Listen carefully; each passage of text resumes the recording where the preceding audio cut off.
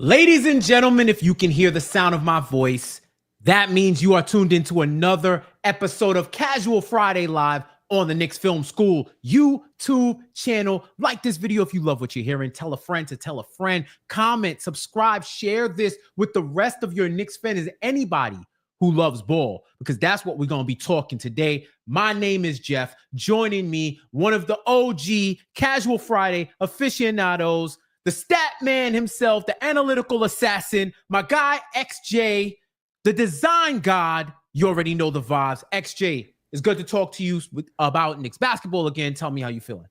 What's going on, Jeff? Super happy to be back on here with you. Every time I come on, you give me some fire nicknames, so I just need to keep coming on, and I'll just have on my basketball reference, it'll have all the sick nicknames on there, and it'll all be by you. So I appreciate that. Yeah, that's what I do, man. I gotta always show love, and it's good to have you here. And we gonna talk, man. There's a lot to talk about over the last week or so, probably like the last month of Knicks basketball. But before we get into it, also shout out to the chat. Shout out to the chat. I see y'all in here getting crazy already. I love it. So definitely tell the rest of your crew that we are on, we are live, we're talking Knicks basketball. So XJ, you already know the vibes. Tell me, after this past week, what are the Knicks vibes for you like right now? Right this minute, the vibes are great. I mean, how could they not be? They literally just destroyed the Timberwolves at home in Minnesota, in cold-ass Minnesota. Okay, I am like not the biggest fan of like narratives in general, right? But I do think that this game was very important from a morale standpoint. Like for Towns, for the team that traded, two of their better players from the team last year, to feel and believe and know that they're better off with the deal that they made. I mean, I think obviously all Knicks fans kind of felt that, knew that. The NBA world pretty much felt that and knew that. I'm sure the Knicks team felt that and knew that. But this really like solidified it. And the way that Towns played just completely erased any doubt that they are so much better off. To me, the vibes couldn't be any better right now in this moment as we talk, 2:00 p.m. on this Friday, going into Christmas week. The vibes couldn't be better. Yeah. I feel that, man. For me, I'd actually say the vibes are off the hook, man. Like I gotta give y'all a 90s slang term, because from where I was feeling last week, and me and Sean had our open vent session about the state of the Knicks, and while acknowledging that the sky wasn't falling, that didn't mean that we didn't get plunked in the head by a brick or two. Yes, sir. And from that game, we said, it's time for the Knicks to show us who they are. Just let us know who you are, and we'll roll from there, and we'll manage our expectations accordingly. And since then, I think they've had 2 statement wins. And yeah, that was the 2 games that they've played since that disaster in the NBA Cup quarterfinals. Those 2 games that they played against the Magic and the Timberwolves, they showed that this team, it may have sparked an awakening. They may have finally woke up and said, we need to play for 48 minutes. We are not here yet. We never want to be this team that just tries to turn it on whenever we can. We want these wins. We want to lock in and guarantee these wins. And they showed that they do play for each other. This was a big game for Cat. And I love the fact that afterwards, and even beforehand, Cat was like, everybody's saying this is not this is just another game. We know it's not. Everybody here knows it's not. You want to show out, you want to show improve, and you want to play your best game. And in those situations, the players want to support a guy like Cat, who's coming back to his old stomping grounds, and want him to perform well. So the way that they rallied around him, and by extension, another teammate, Josh Hart, who was out for personal reasons. And, shout out to him and his family, prayers. We don't know what the personal reason was.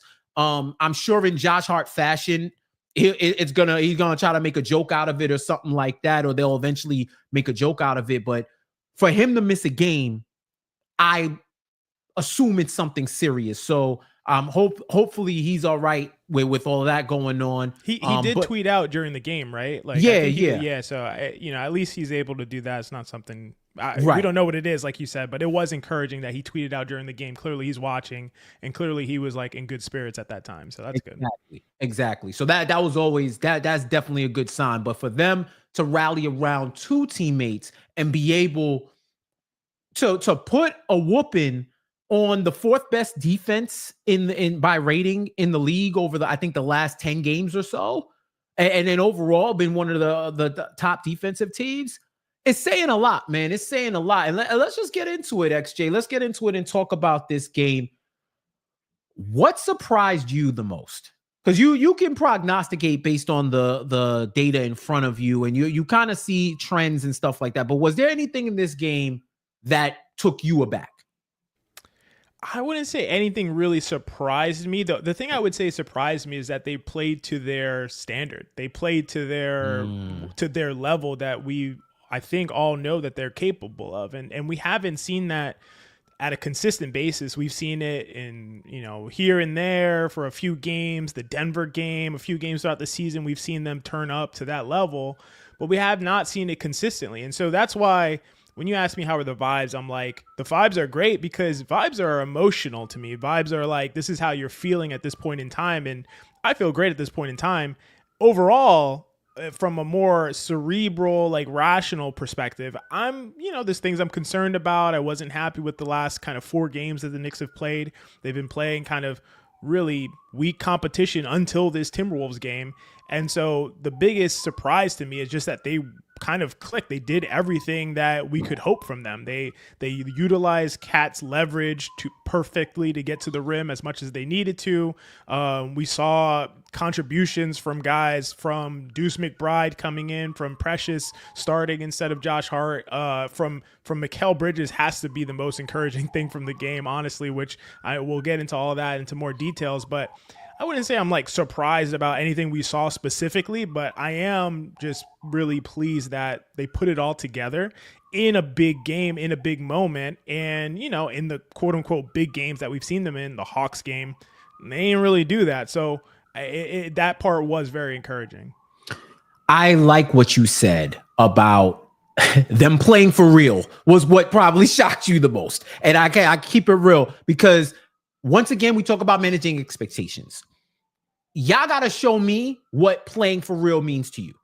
And to me, that was a 48-minute game.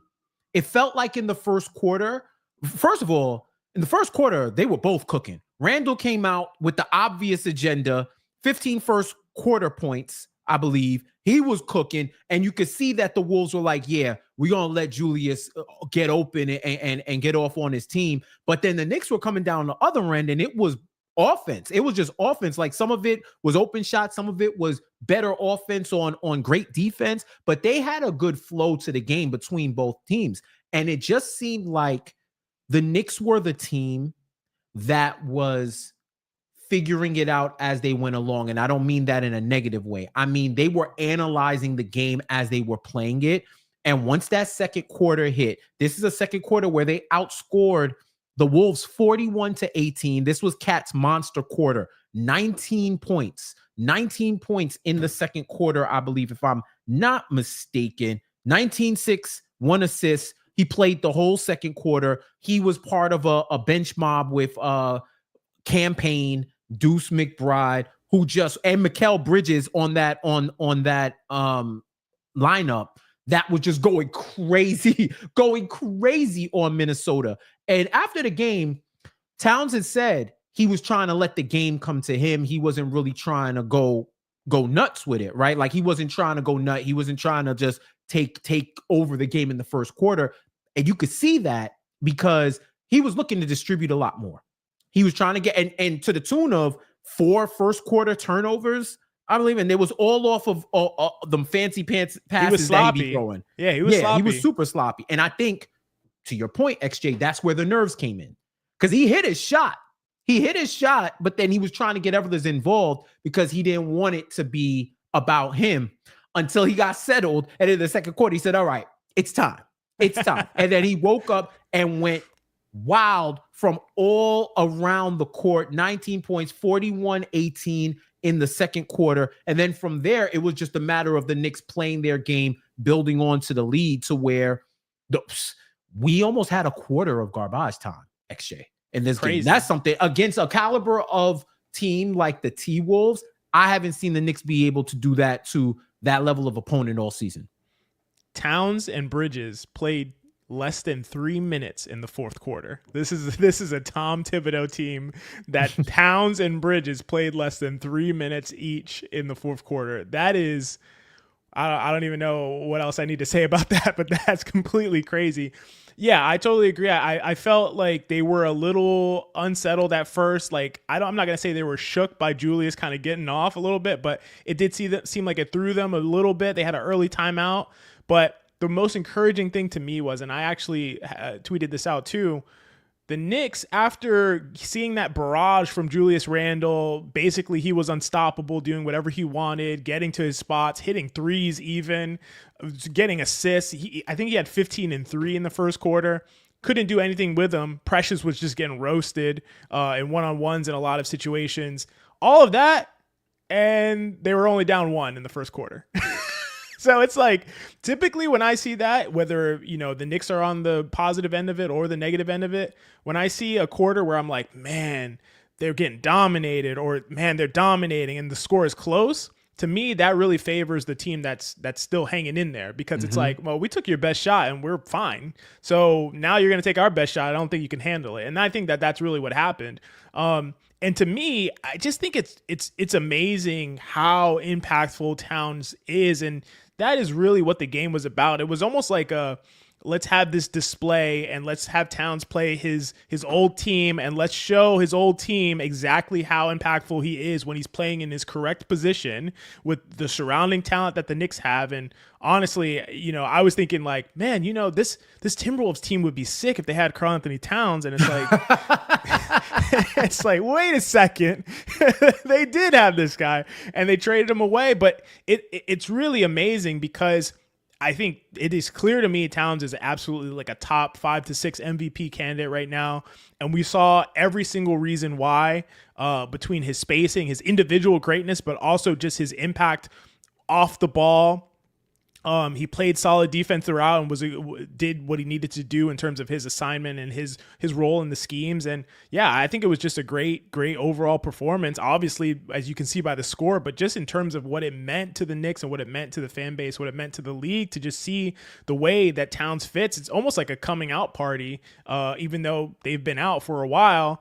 The only thing that I need to see moving forward is consistency, Jeff. That's my main issue. It is they have these games where they put on an onslaught and everything comes together and you can see the whole vision. And, oh, look at this. Bridges is playing like a sub all-star, basically all-star level player. Look at Cat and Brunson both playing like MVPs. It all works together. Miles McBride playing like a 6th man of the year candidate. It all works together. And then it's like, the next game, they, drop a L to the Charlotte Hornets with no LaMelo Ball or something. You know what I mean? Like, they just got to get that consistency together, honestly. Yeah. I definitely see that, and I agree with you. Cat, 32 points, 20 rebounds, 16 consecutive double-doubles this season. 16 consecutive double-doubles this season. And I think he's the first guy since David Lee to go on a run of double doubles. And it's funny that you mentioned this being Cat's coming out party. Who would have thought that playing for the Knicks could be the extreme makeover you needed for your career? This could be the way to repair and restore any career speed bumps that you've hit or any blemishes on your career. This is your second chance, and you getting a second chance in a place like New York. I heard my guy Bomani Jones bringing that up and saying that unlike anyone he's ever seen, it feels like Cat needed New York. Cat needed New York to be able to show what he's become. Because he was a kid. A lot of the conversation around him and his character and all of this stuff and what people don't like, I'm just like, yeah, because y'all probably like 20 years older than him. Y'all probably like 20 years older than him. And yeah, a lot of the Yeah. stuff that he does is going to annoy him. If I bring a 50-year-old guy and have him watch a Kai Cenat stream, I know after 10 minutes, he's going to be like, this isn't for me. I know he's going to be like, this isn't for me, because they're doing stuff that you can't even fathom that you would do at your age. And yes, there is legitimate criticism to say, all right, some of that stuff is corny. You may be doing too much here or there. But the way in which people let those negatives diminish the game on the court was malpractice. Even to the point where you saw it earlier in our chat. You got content creators, Timberwolves content creators, going through the 5 stages of grief on social media, trying to justify the trade as if it was primarily for basketball reasons. That's crazy. Like, look at their team now. You don't even got to break out the spreadsheet. Look at their team now and look at what the Knicks have done. You see the fit that Cat has on the Knicks. That was a similar fit he had in Minnesota. The only difference being is that it was mostly at power forward, which means, if they didn't have a 5 that they gave up 5 first-round picks for, maybe you would completely unlock, maybe if Naz Reid was starting instead of Gobert, maybe you would have unlocked another level to your offense and to your overall game. But I understand this is probably going to go down. And shout out to our guy, Chris Persianen, who said it. This is probably going to go down as the first bad trade of the second apron era. Like, objectively bad trade of the second apron era. You made this trade to balance your budget. You were being budget conscious. You weren't being basketball conscious. And the league sees it now. And this is what the main function of national games should be, is to spotlight new stars, your current stars, your faces of the league, and to give you insight into players who you may hear of, but you don't see play as much. Like, people have their notions of Cat, and now you saw a different guy. Whatever you thought he was before, this ain't the guy here now. And I love this for him because I do feel like, myself included, he was underrated. He was underrated, and I think that team stunk for a while, so that was a factor, right? But now that he's getting this opportunity, and especially starting last year, they actually made it to the conference finals. I think with this platform and with more eyes on him and him embracing the city and continuing to play the way he plays, all the other stuff is just going to become noise, and all you're going to hear is the roar of the crowd and see Cat for who he is as one of the best big men in the league. Yeah, I think that was so well said, Jeff. And like, I agree with basically all of it. I think from the Minnesota angle, the really interesting part about it to me is that they kind of went like sunk cost after sunk cost. And what I mean by that is they gave up on the Towns at the 5 thing. They gave up on it. They said, this is not going to work. He's too bad a rim protector. We can't insulate around him. We just got to forget about it. Move him to the 4. We're going to bring in Rudy. We're going to super overpay to bring in Gobert, who I'm very high on Gobert. I am not one of these people who's like, Gobert's overrated. He doesn't do anything. He can't guard one-on-one or whatever it is that people say about him. No, he's great. I'm not in on that. I really like Gobert. I think he's a defense in a box. Like, he's a defensive force in of himself. But the fact is, you gave up on Towns at the 5 and you thought that you would just slide him over and he would have a similar impact. And there was just no way that was going to happen. Not with Gobert on the court. And to be honest, they threw in the towel on that too early. And then because they gave up all these assets for Gobert, they couldn't then turn around and get rid of Gobert or trade him and keep Towns and go back to Towns at the 5 or play a Naz Reid Towns kind of configuration. So they were like, yeah, we're stuck with Gobert. We're all in on Gobert. And so Towns has to be the one to go. And again, I think that was just another mistake compounding the prior mistake that they made in giving up on Towns at the 5, because what we're seeing from Towns, I think that a lot of people are kind of seeing this and like, whoa, this is coming out of nowhere. Like, we didn't know Towns was this good. Really, it's just consistent with what we've seen from Towns when he was playing at the 5 before, earlier in his career, especially on the offensive end. That is the thing that I think that is kind of getting missed in all of this. If we look at his season this season in terms of from an impact standpoint, any of the metrics you want to look at, it totally fits in with his impact from when he was a 5 prior to Gobert coming to the Timberwolves. It looks like a normal season in his career. He was that good. He was that good as a 5. He was completely unguardable. He made opponents not be able to defend any of his teammates. You know, we always talk about point guards making teammates better. You know, oh, Steve Nash makes everyone better. Chris Paul makes everyone better. Karl-Anthony Towns at the 5 makes everyone better. 100%. And that's what he did before. It was the defensive end. It's like, how can we insulate around this guy to get to get all these positive benefits of him playing at the 5 on the offensive end, and to kind of mitigate some of these negatives that happen when he's your primary rim protector on the defensive end. And the Knicks are slowly figuring out how to do that. Their defense has been much better of late. I think they're up to like 15th in the NBA in defense overall. I know over the last 16 games, they've been 12th in the NBA in defense. Yep. Things are on the upswing, so they're kind of figuring it out, and a lot of that has to do with Mikal Bridges. But the end of the day, this is who Karl-Anthony Towns is. When you play Karl-Anthony Towns at the 5, this is the impact you get, and this is consistent with what he's done throughout his career when he's had that opportunity. And it's just happening on the big stage in New York, and they're figuring out how to insulate for him, which is making everything shine a light on how good he is. And you know what's crazy, XJ? They haven't even scratched the surface of everything they could do with Cat. 100%. This is just Cat at factory settings. This is just Cat at factory settings. They haven't even customized it to their team yet. This is factory settings, Cat. Like I said it, we had this conversation before where we said, how can they maximize their offense? Which is, you want to talk about greed being one of the deadly sins. A team who right now is second in offensive rating, and between them and the Cavs are obliterating the all-time records right now in offense. You're saying, how can they get better? And one of the things that we talked about was having the offense run through Cat, kind of like what the Nuggets do with Jokic. There's the conversation about too many threes. Get Cat in the post, and let's take it back to the 90s and the early 2000s, where you're going to have to pick your poison. Are you going to let this man post and toast you, or who is going to come down from the wing to double? Which poison are you picking today? And that's what I think they can do. The other person that I was saying that they should run the offense through more is Mikal Bridges. And I think that's somebody that we definitely got to talk about last night. 29, 6 rebounds, 6 assists, 66% from the field.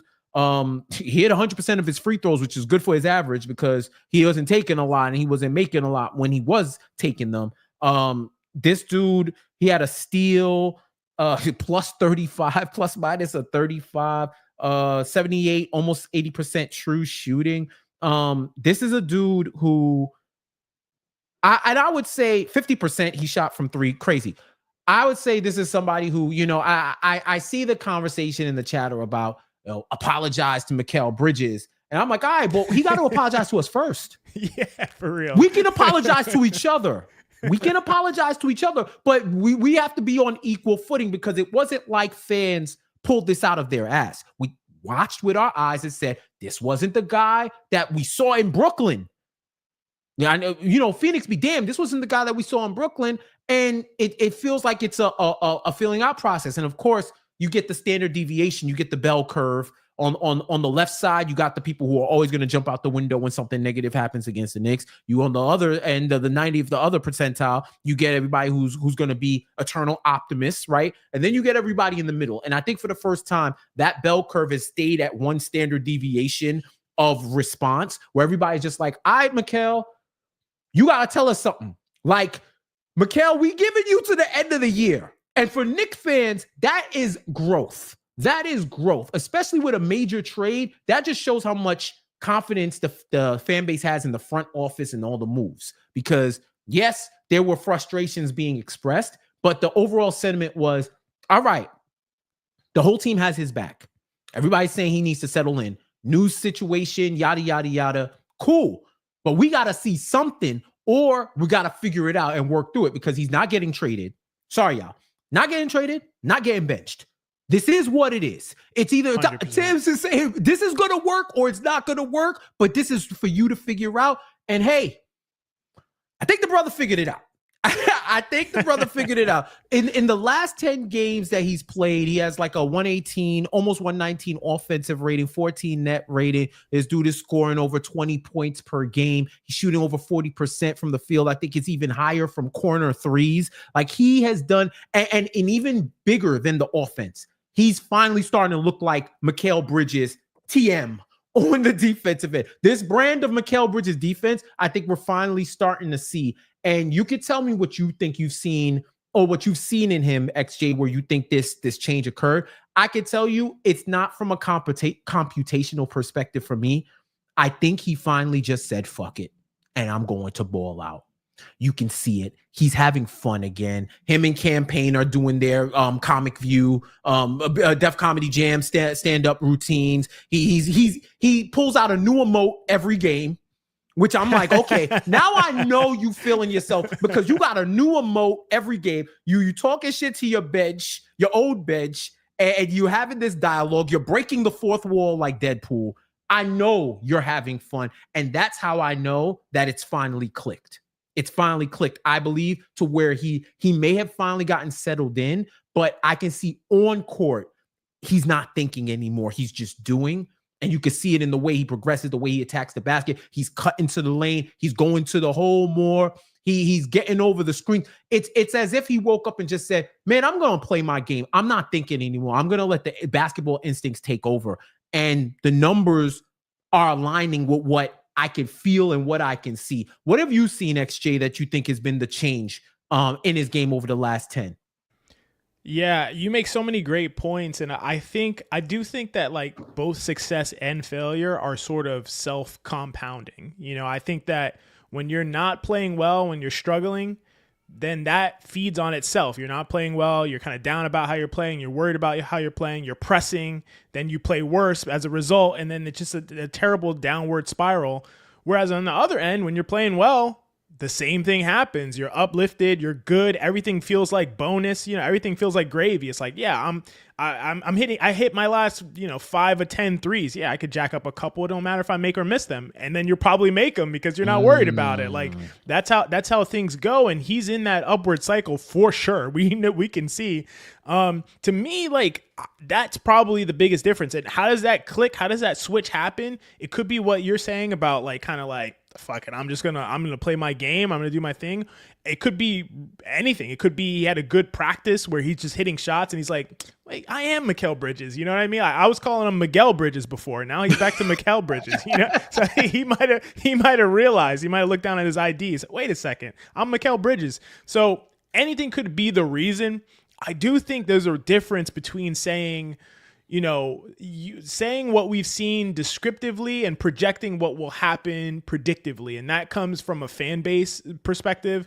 A lot of people were like, what do they do with Bridges? Should they bring him off the bench? Like you said, there's no way that they were doing that. At all. And I've been like, there's nothing you can do with Mikal Bridges. You're all in with Bridges.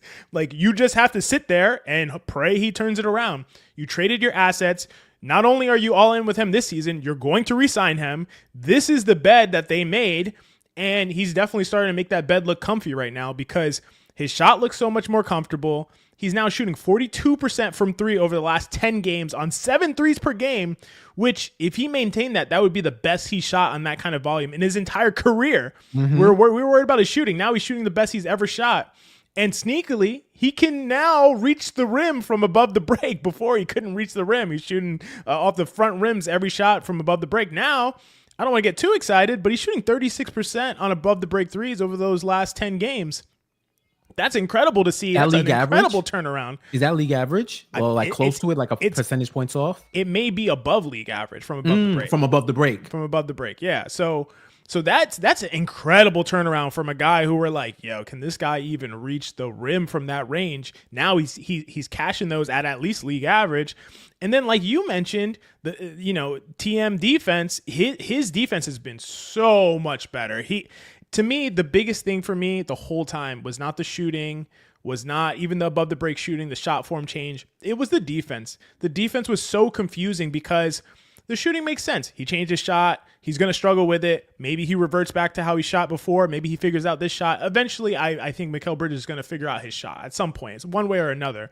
But the defense was like, okay, did he just lose speed and quickness and dexterity? And he can't, like, why is he getting blown by so easily? Why does he just completely die on screens? What's going on? And now we're seeing him stay in front of guys, chase around screens, rear contest, like Derek White style rear contesting. He doesn't give up on plays. We're seeing a high motor. Like, we're seeing everything that you could want from Mikal Bridges. And this is kind of the expectation. When you go all in on a player and you make your bet, this is what you hope to see. And if he plays like this, that makes the Knicks a serious threat for the title in this year right now.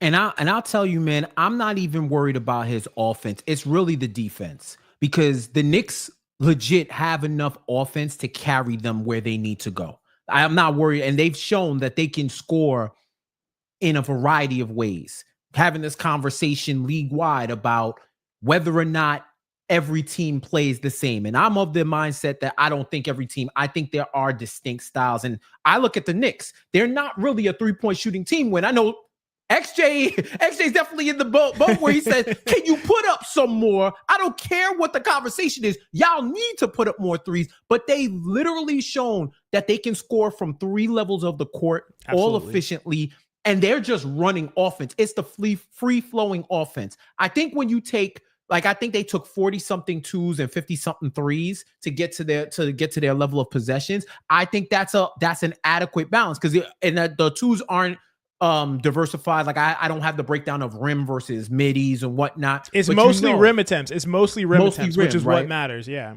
exactly. So they're getting easy shots, and this is a good mid-range shooting team too. It's just a matter of them not choosing to do that. Like, they're gonna opt to go to the three-point line. And I think when you look at some of the more sophisticated offenses in the league, you can tell whether teams are three-point hunting or three-point shooting.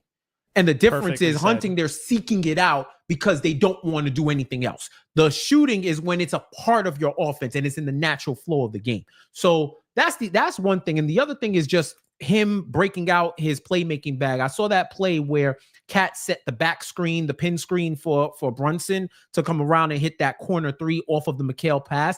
I think they should do that a lot more with him, with Mikal and Cat, so that Brunson can be freed up for catch and shoot threes, which he's excellent on, but he doesn't get that much of an opportunity.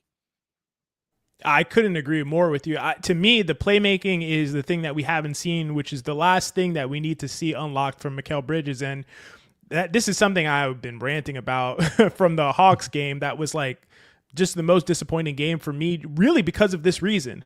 Like, if there is a time when you're going to say, let's go to our secondary creator to attack an offense, to leverage all the advantages that the Knicks might have in a specific matchup, it is when you have a defense that has Dyson Daniels, one of the top perimeter defenders in the world right now, probably the best perimeter defender in the league, especially from a one-on-one capacity. And then you have Trae Young, one of the worst perimeter defenders in the world and one of the worst in a one-on-one capacity. Those are the two players you're going up against. So let's say, do we attack the best in the world with Jalen Brunson, or do we attack the worst in the world with Mikal Bridges? It's a tough choice. No, it's not a tough choice. You attack the worst in the world with Mikal Bridges, who is a guy who ran tons of pick and rolls, ran tons of isolations the past 2 years with Brooklyn. And even though he wasn't the best in that role, he can beat Trae Young, a guy who is 6 inches taller than, in these types of situations, whether it's pick and rolls or whether it's isolations. He can beat Trae Young. Trust me. If he can't, there's a bigger problem at hand. He can definitely do it. So to me, those are the kinds of matchups where I want to see more of the playmaking Mikal Bridges. Put Brunson in the corner, take Dyson Daniels out of the game, let Mikal Bridges work, crush Trae Young, get in his playmaking bag, hit Brunson for wide open corner threes, who Jalen Brunson is shooting like 50% on catch and shoot threes this season, one of the most lethal spot up players in the entire league. Those are the things that I want to see more often. And that is like, to me, that's the next level for Mikal Bridges with the Knicks. But for right now, if this is just what we get from him, that's more than enough for them to be really dominant with him on the court. Actually, what the hell happened to Dante DiVincenzo, bro? I know you're still a true believer. I know you're still a true believer. What the hell happened to this? What did they do to my boy in Minnesota? We did not send him off that way. No. What the hell is going on with Dante DiVincenzo? I do not have an answer for you, Jeff. I don't know what happened to Devo. He is shooting under 33% from three right now, and we haven't seen too many signs that it's starting to turn around, which, I'm kind of looking at my watch. I'm like, all right, Devo, it's about a third into the season. My guy is about to stay. When are you hitting that hot streak to bring your averages up to your career averages? I don't know what's going on with him in Minnesota. He's been very good defensively, I'll say. He's in a lot of their really strong defensive lineups. DiVincenzo's right there. He has done some of his best defensive work in the last, 5-6 years of his career, but the shooting's not there. I do believe the shooting's going to come. He's a great shooter. He's never going to have a shooting season like he did last year. Like that was a historic shooting season. It just was. Like, I don't know if people recognize that. That's an all-time great shooting season for any player in NBA history. He's not going to have a year like that, but he should be able to bounce back to his Golden State Warriors shooting level, his, Milwaukee Bucks shooting level. That's got to happen, I assume. I have a mini theory. I think Devo is one of the few exceptions to the law of diminishing returns. I think you got to give him more time. Yeah. Because he wouldn't have broke that record if he wasn't starting. Right. Like, and he got more opportunities and he was fearless with it. And he got the opportunity to fly. So if you bring in the mental human aspect, you go from starting on a team that was a game away from the conference finals to coming off the bench, still getting about 25 minutes a game. But maybe that change in role, change of scenery is affecting him. He's had good games, but more often than not, he may be in a slump now. I mean, the way I hear Minnesota fans talking is just like, damn, you picked the wrong time to slump. But they still have faith that he can cook because we've seen it with our own eyes. We know. I expected him to go crazy in this game last night, but seeing him running with the bench mob during garbage time, that don't feel right, man. You remember when the Giants fans were mad that Eli got benched for Geno Smith? And they were like, this is a travesty. We used to be a country. That is Eli Manning, 2 Super Bowls, and you're sitting here for Geno Smith. That's the type of indignance I feel watching this man run with the bench. But I'm sure he's going to reclaim. He's going to reclaim. He's not going to break records, but he's still got to be that 40% plus shooter. At least if it ain't this year, it's going to activate eventually. On the other side, man, that Minnesota Timberwolves timeline was looking a lot like some Knickerbocker timelines over the years, talking about this man, Julius Randle, bro. Like, and you know what's crazy? And I put it out there. One of the best Knicks of my lifetime. I think he's one of the best Knicks in the history of the franchise. I think the story of the Knicks now doesn't get written without the Julius Randle chapters. You could say he took the most money because they struck out on KD and Kyrie, and you're right. But see, all money ain't good money, and he had to take it, and he was able to rehabilitate himself to a degree. All the criticism be damned. 3-time All-Star, All-NBA, 2-time All-NBA, I believe.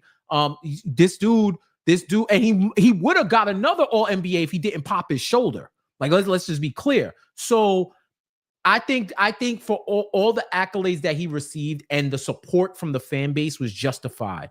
But boy, I can tell you, there's a lot of Knicks fans that are relieved that they can retire the Randall cape and hang it up and put it in the wall, put it in some laminated, put it in a frame and hang it and look at it for the memories, because we got the full Randall experience. When he went to the spin move and got stripped by OG, I laughed so hard because I didn't have to be pissed. I didn't have to be pissed that he didn't spam that he was spamming the spin move, or when he did the point defense, like, pick up my man, and nobody sees it. And he's open for the layup. But at the same time, 21 points in the first half. Another thing about that, I will say, I do feel like it's cherry picking when people bring up the whole, you letting this guy score and he's not in the flow of the offense and other people aren't getting involved, and that's what stagnated your team. I feel like that's a little reductive because Cat went off in the second quarter, similarly to the way Randall did. Now, if you want to bring up how they run the offense to get those shots, cool. That's a conversation we could have, but I'm kind of wary of that. But I just thought, I don't know if you saw that shit, but I just thought it was hilarious seeing the whole experience go down with this game, in a game that that he wanted to like destroy the Knicks.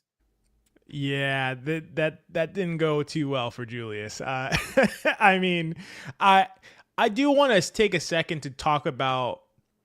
First of all, I want to say I'm relieved that I can finally freely speak about Julius Randle, because I have not been a Randle supporter in his time with New York. I totally understand the appreciation for him, what he's done for the Knicks organization, all his level. I think he has been at an NBA, all NBA level, has been at an all-star level. Like, I totally see the value and benefits of Julius Randle. At the same time, I see the warts, and I see kind of the ceiling limiting capacity of certain things that he brings to the table. And I think we saw that on display. It was like a representation of that in this game. And I really want to talk about the difference between Julius Randle and Karl-Anthony Towns. Jeff, Jeff, my partner, hot hand Jeff. Yeah, hot hand Jeff. He was talking about this, and we can see the difference in the impact and the way that Randle and Towns impact the game. When Julius is getting off, we saw him get it going. Obviously, he's cooking precious. He's doing whatever he wants. He's getting a high percentage shots. It's not like he was inefficient. He's even hitting threes. He's playmaking for teammates. But with Randle, his impact all comes from when he has the ball. So now you're only getting that impact only as long as he has it going, as long as he's red hot. He has to keep up that scoring surge to maintain his effect on the game. Towns, on the other hand, when he gets it going, everyone gets it going. He is stretching out your defense. He's like a deep threat in football. He's like a Tyreek Hill. He's pulling two DBs way down the field. And guess what? Life is easier for every other receiver, every other running back on the field. Everything's easier for them. And that is what we see from Karl-Anthony Towns. On the other end, Julius Randle, he doesn't bring consistent effort, and we all know that. Like, that's his trademark. That's the thing we know. Anthony Edwards told us as much. He told Julius this to his face. He doesn't play defense. Like, he said that. I mean, it's out in the open. To me, the Wolves have been playing so much better of late, and I'm not saying it's like sad, but the fact of the matter is a lot of that has to do with the fact that they de-emphasize Julius. His minutes are down in the last 6 games to under 30 minutes per game. He has the worst on-off defensively on the team. They're almost 9 points worse per 100 possessions when Julius Randle is on the court, just on defense. And their defense has been crushing without him. Their 2 best lineups do not have Randle, and that's because their 2 best lineups are giving up less than 90 points per 100 possessions. That, you talking about the 90s? Their 2 best defensive lineups are giving up less than 90 points per 100 possessions. Guess what? Randle ain't in those lineups. And despite all the criticism we've seen from Towns defensively, the Knicks do not get gutted when Towns plays. And they didn't win when he was on the Timberwolves last year either.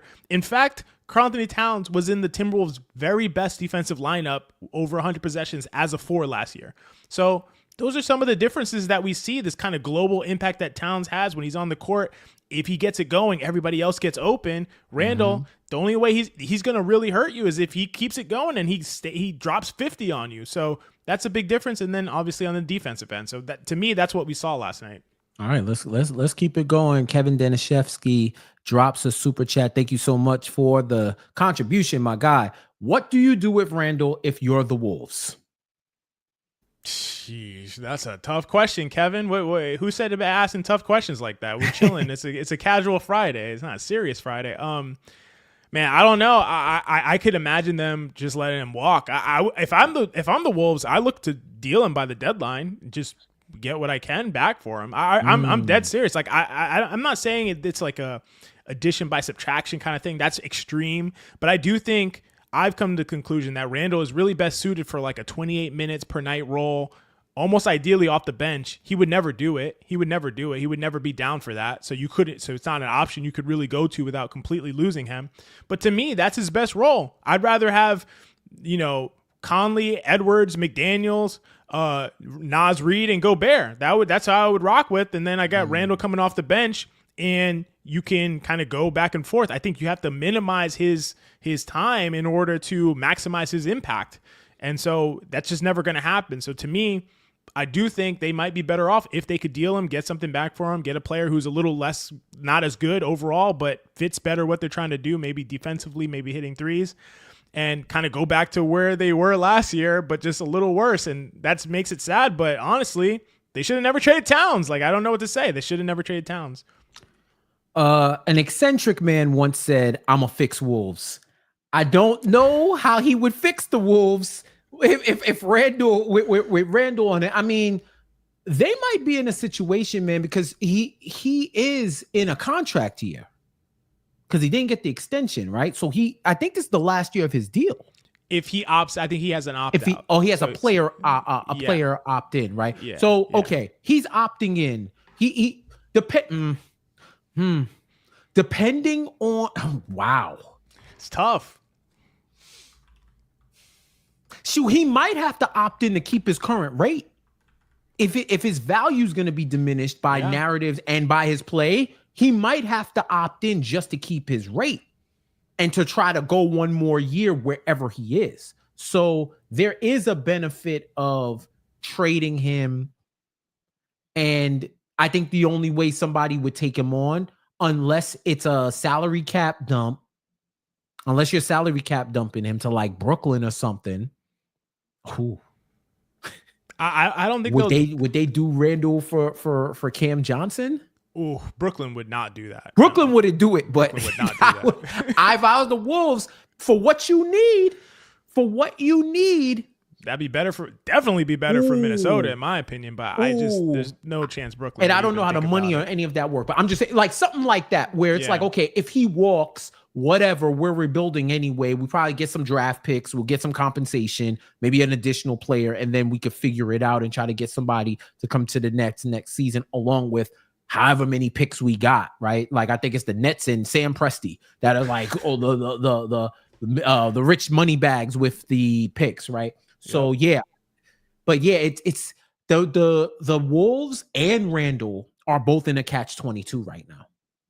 They're both in a catch-22. So I never thought about the idea that Randall might opt in, but that's in play now. It's absolutely in play. Remember the conversations, XJ, when they said that the Knicks had valued Randall more than the market did for their particular team. Mm-hmm. So it makes all the sense that now that you're now on the team, the calculus changes. Because I'm looking, I'm like, I don't even know the numbers, but let's say I'm getting 30 mil on a player option. Is somebody right now trying to pay 31 for his play? Yeah. Oh wow, that was just all right, cool. You hit it. I don't even be in people's pockets like that for real. Sometimes, but not all the time, right? So 31 mil. Is somebody right now going to extend me for more than 31 mil? Because you're not trying to make what you're making right now. You're trying to make more. Real talk. I think the best he could probably get is like 4 years, 100. So at 25 a year, that's like the best he could get. I don't know if he could even get that now, depending on how things go, depending on how the Wolves season goes. If they make, obviously they'll make the playoffs, how he plays in the playoffs. There's a lot of things up in the air. It could go a number of ways. Yeah. And now with the salary cap machinations that people have to do, you could think they might try to flip into a human trade exception, maybe that 4 year 100. It's like, 25 million over 3 years in this new cap. That's something that you can aggregate. And then, unfortunately, he would become that person that just keeps getting traded. But yeah, I think it is kind of like a catch-22. Why? Wizzy? Either way, let me know how you pronounce it while I read this. And thank you so much for your contribution. What different techniques is Mikal doing different? Actually, I'll let you set it off. Is there anything that you see and get in your film bag? Yeah. So I'm not sure about the shot, honestly. Like I need somebody else to do like a deep dive on the shot right now. It always looks different to me. I'm not gonna lie. It's going in. I do not care, bro. I don't care about it right now. I don't care. If it's going in, do whatever. Just keep doing what you're doing. I don't care how it looks. 100%. Yeah. I'm not really sure about the shot, but it's going in. Defensively, what I'll say is I just see his effort and his motor being just like maintained constantly, because I would see him kind of die on screens or fall behind the play if he's chasing a guy around screens off ball. If he fell behind a little bit too much, he would kind of just give up on the play a little bit, like here and there, like not fully give up, like whatever, it don't matter, but give up like, I'm not getting back into it. I'm going to watch this guy take the shot. And now I see him continuing to pursue. And that's what I meant about the Derek White, contest from the rear end. Pause. I'm sorry about that. But rear contest, side contest, like I just see him kind of pursuing constantly. And that's really what it matters a lot. Getting through screens, there's a lot of things you can do technique wise. And he can make himself skinny, and he can play up on the guy's hip, and he can chase over, and he can do all the things that he can do to get over screens. But at the end of the day, you're behind. You got through a screen and you're behind now. You're going to have to pursue. You're going to have to chase. And how high your motor is, how aggressive you are, how fast you are, how smart you are about how you contest, how you don't run into the guy that you're behind or that you're on the side of, all of those kinds of things. He's doing those things so much better. And to me, that's the thing. It's like, it's weird. Like, why is he better at that now? I don't really understand it. What was happening early in the season where he wasn't doing those things well, and why has he gotten better at it? Not sure. I can't answer those questions, but that is what I see from him from the standpoint of watching him defensively, and that's a huge improvement. Yeah, I echo everything XJ says, and I just think that he's being more intentional. If you wanna inject some pessimism into it, I don't think he's been facing a lot of fast players over the past couple of games. True. People who could outrun him in a foot race type situation. I don't think he's been facing that. So he has looked way better over the last few games. But to shoot him some bail, even against those faster players, he's held his own. It's way better than the early part of the season. And I think that's more so being able to trust himself. And I also think it's part of the elevation of the team defense. Like, for all the brouhaha about Cat's rim protection, right now, over the last 15, 16 games, he's below or above, however you want to look at it, league average for rim field goal percentage. Like, I think if it's like 67, he's at 65, right?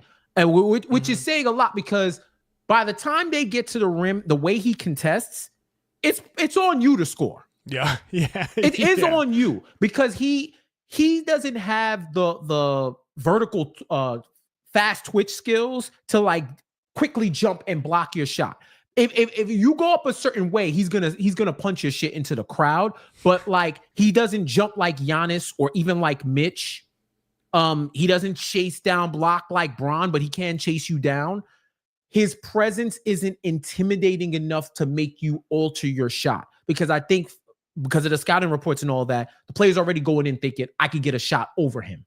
So they have the confidence. So I think for him, it's just a matter of figuring out, okay, when do I move up a little farther to cut them off before they get downhill and they're able to elevate and shoot? If he stops it a little ahead of time, then, and those are the instincts that Mitch has, Precious has, that's just them.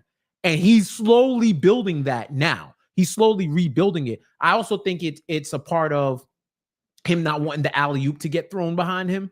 So he gets into that no man's land. So they're going to have to work that out and just tell him like, yo, this is your scheme, run your scheme. If you're getting beat the other way, then we'll switch it up, but just run your scheme. And I think they've been doing that to an extent, and you've been seeing a lot of great team defense, which is elevated by what Mikal and what Cat's been doing. And honorable mention, Jalen Brunson's out there trying, bro. He tries. Jalen Brunson is out there trying. He's moving his feet. Dyson Daniel tried to annihilate him every play. And he out there moving his feet. I think it was like Jaden McDaniels try to do something. And Brunson, and that's the thing about this team, right?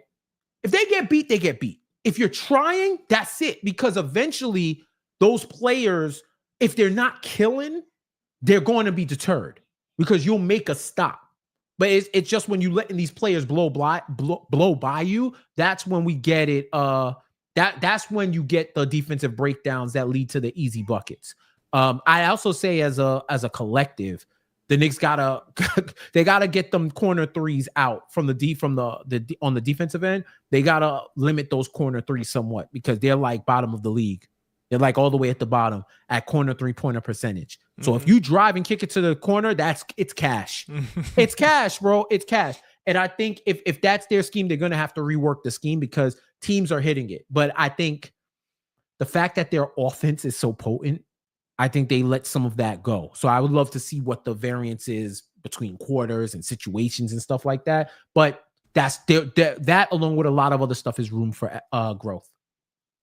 Yeah, I think you said a lot of really great stuff, and I totally agree. I think partially some of that for Bridges is getting comfortable with the scheme, is kind of knowing his role. And I do think Bridges and OG are tasked with so much because they're kind of covering up from a rim protection standpoint. And there's so many responsibilities on their shoulders that it could take some time to adjust to that, to adapt to that, to kind of simplify things for yourself and be able to play more just instinctively as opposed to thinking through the game constantly while you're on the court. So that could have something to do with it, just getting more comfortable and knowing where they need to be and what their priorities are defensively. And then maybe you can just rely more on your instincts, and that's something that Bridges can definitely do when he's relying on his instincts. So that could have something to do with it as well. For sure. Judah Ben-Shar, not sure if it was mentioned yet, but did you guys touch upon the lineup that primarily beat the Wolves last night? Was the true five outlook of Payne, Deuce, Bridges, OG, and Cat? Some people were falsely, and then he continues, attributing the success to Precious starting. XJ, the lane is yours. Oh man, Judah knows me well because they just opened the door. I was actually going to send you a little quick private chat, Jeff, and I was like, I got to talk about Deuce at some point real before we close Hell it out. Yeah. So. One of the most impactful players in the league by advanced ratings. I'm talking about given like games played and minutes played.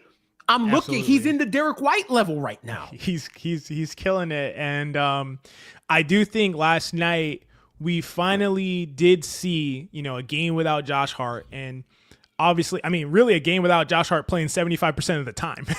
and I want to say I love Josh Hart. Some people think, Jeff, that I'm a Josh Hart hater. This is crazy. Like it's so crazy. Like I was so hyped when the Knicks got Josh Hart. Like I was so excited.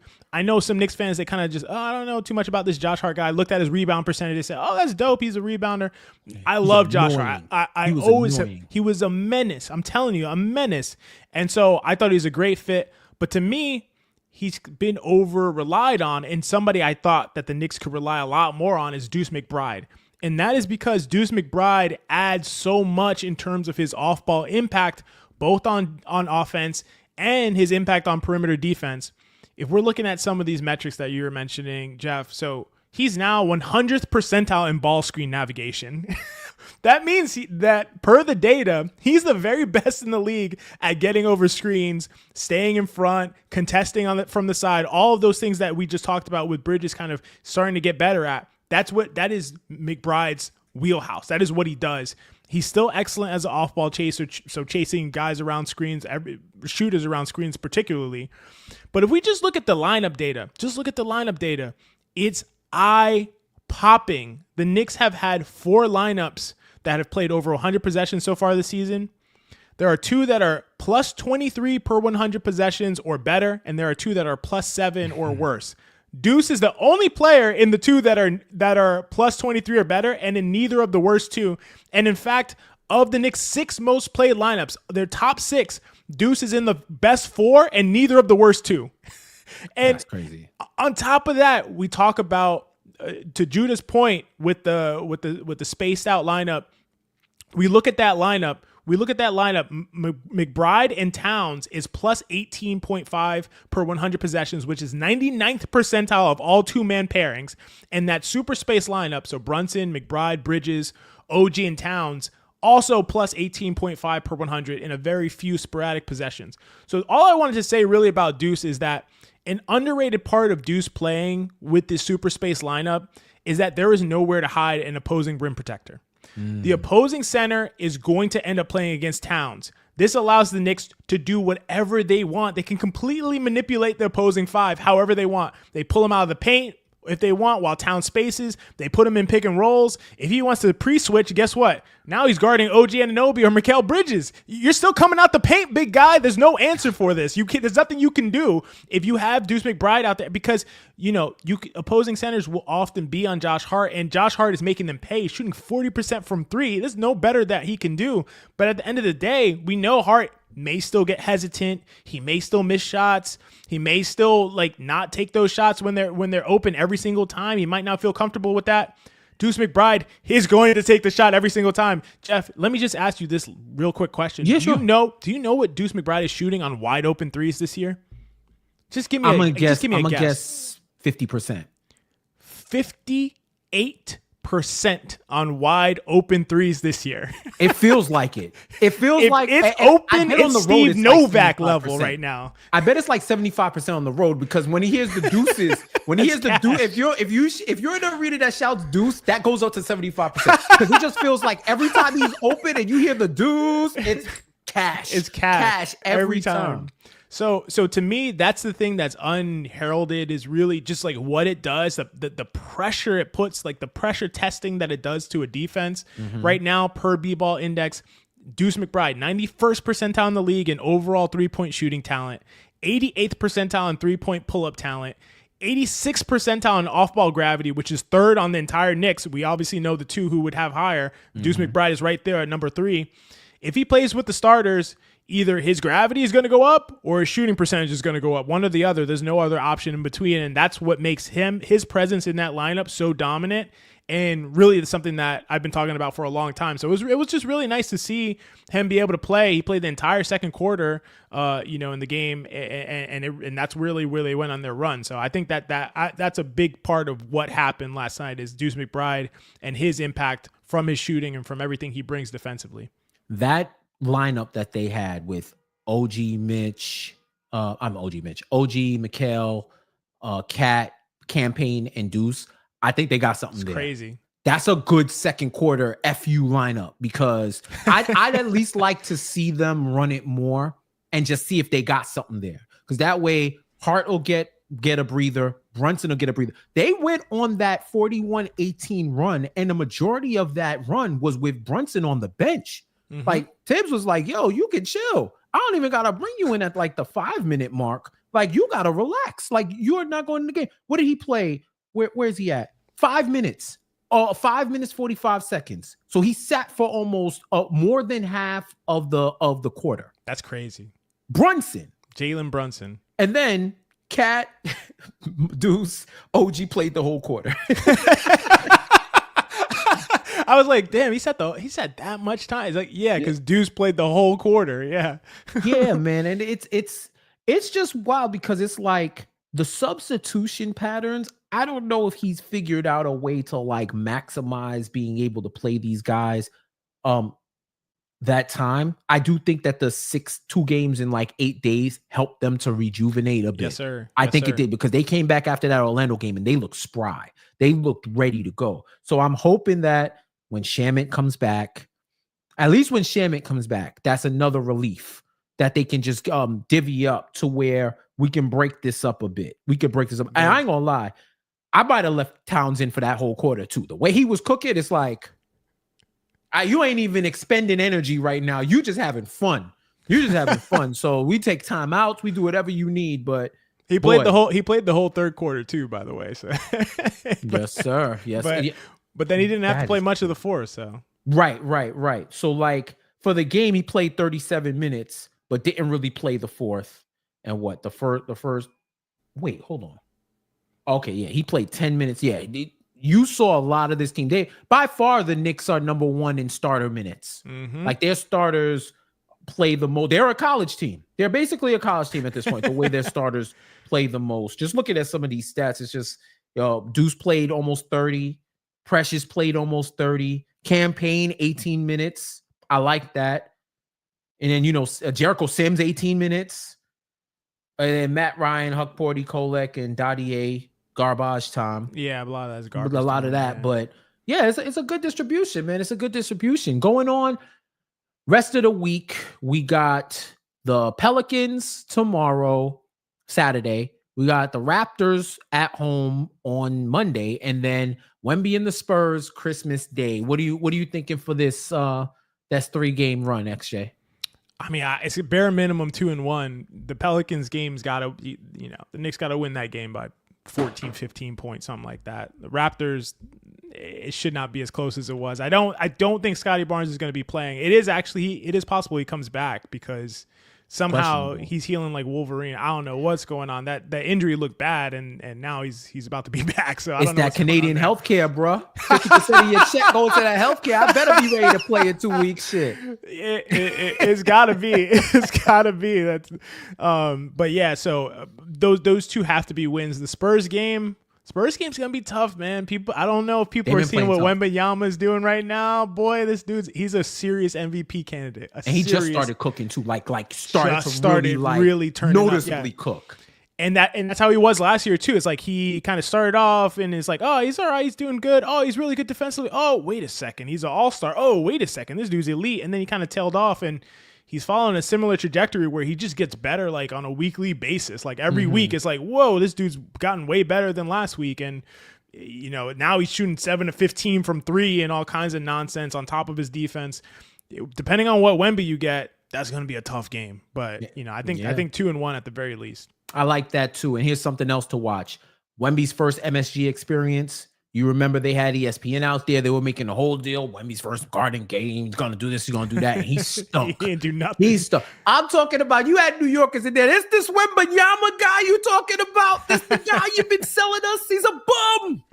But yeah, I think he's going to try to rectify that. He's looking for retribution. You know what I mean? Mitch.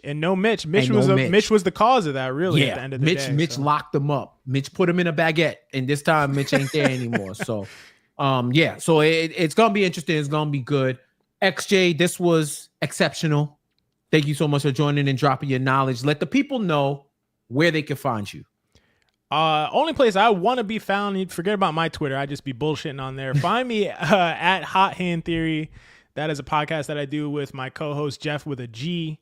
And we talk about the NBA, break things down from an analytical perspective, doing stuff that, perspectives that you probably aren't hearing elsewhere. So check us out on YouTube and anywhere social media. We're at Hot Hand Theory. There it is. Hot Hand Theory. Hot Hand Theory. You already know the vibes. Jeff J says on most social medias, I guess if you put in the name, I may appear. Definitely tap in with me there. If you like NBA highlights and you're on NBA, YouTube channel, you'll hear me on the highlights on the top 10. I did the top 10 yesterday. I don't know what I'm doing. I think I'm done for the year, but I also do highlights on NBA.com. So if you like that, tap into that. Yeah, man, we having fun. We having fun on Knicks Film School. Also, XJ Designs. He made the new logo that you see on the screen on Stage Right. You know what I'm saying? Stage right, probably your left. But this dude is amazing at what he does, and definitely check him and Jeff out on Hot Hand Theory. Amazing pod. They definitely talking from multiple levels about NBA ball. So definitely tap in with them. And thank you for tapping in to Casual Friday on the Knicks Film School YouTube channel. Tell a friend what you heard today and tell them to be here next Friday and every Friday of the year. We're going to be having awesome guests like XJ talking about the Knicks, the week that was and the week that will be. If I don't speak to y'all have a great holiday. Y'all have a happy new year. And thank you for supporting the channel. Thank you for supporting us. And thank you for tapping in. Chat, thank you. Y'all were amazing as always. And that does it for us, man. Go Knicks. Saturday against the Pels. Also, watch party, Christmas party. Knicks Film School at T-Squared Social. Saturday to watch the Knicks and the Pelicans. And there is an ugly jersey contest going on. You see the graphic? Ugly jersey contest. They're giving away first place, second place, third place prizes for the ugliest, worst jersey and sportswear possible. Listen, man, don't be ashamed. Make it happen, bro. Make it happen. Tap in with the team and definitely tap in with us on Saturday. And that does it for us. We will talk to you next Casual Friday. Y'all have an awesome week.